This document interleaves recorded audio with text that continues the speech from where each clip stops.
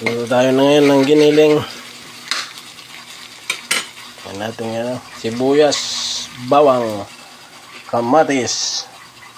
Yan, bell pepper, carrot, saka patatas. At yan ang ating giniling. Lagyan natin ng hotdog at pasas. Yan. Pasas. Lagyan natin ng kamatis.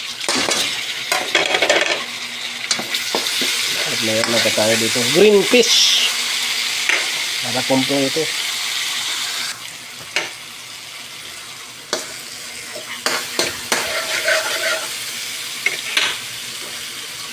Lagyan natin ng laurel.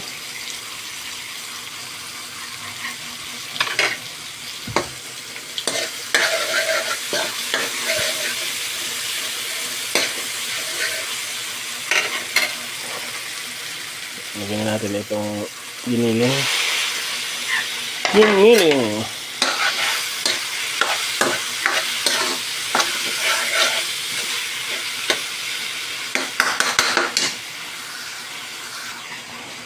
Lagyan na natin ng paminta para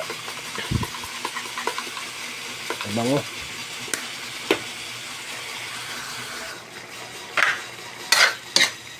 Lagyan natin ito ng sweetie. Lagyan natin ng beef nor cubes.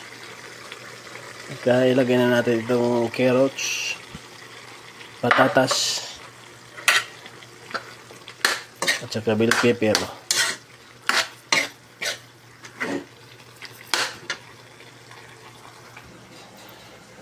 Mamaya ilagay natin itong hotdog, saka pasas, green fish.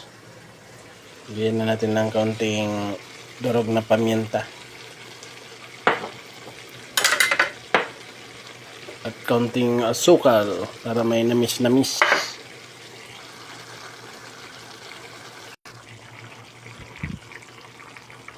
Soy sauce kaunti lang. Bitchin kaunti lang para hindi mapadami naman.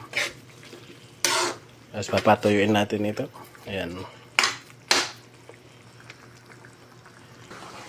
May talbos tayo dito ng ampalaya. Lagyan natin sa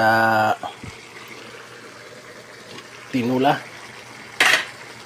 Ayan. Masarap ang parang papaya. Galing lang yan sa ano natin. Bakuran.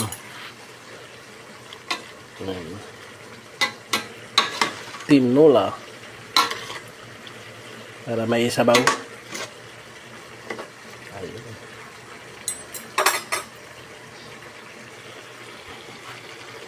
Ito naman, ilagay natin ng hotdog, green fish at raisin, pasas. Ang ating ulam. Pagpapatuyin lang natin.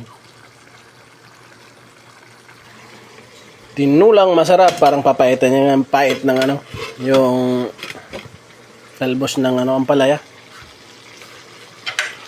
Kung hindi ngayon ang panahon na para sa iyo, huwag mawawalan ng pag-asa, darating din ang ligaya. Ayan, patuyuin na lang natin ito yan. Yung nagmantika-mantika ng konti.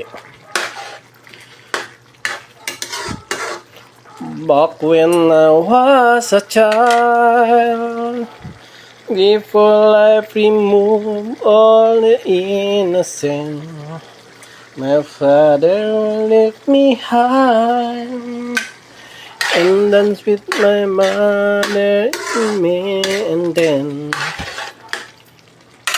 alam natin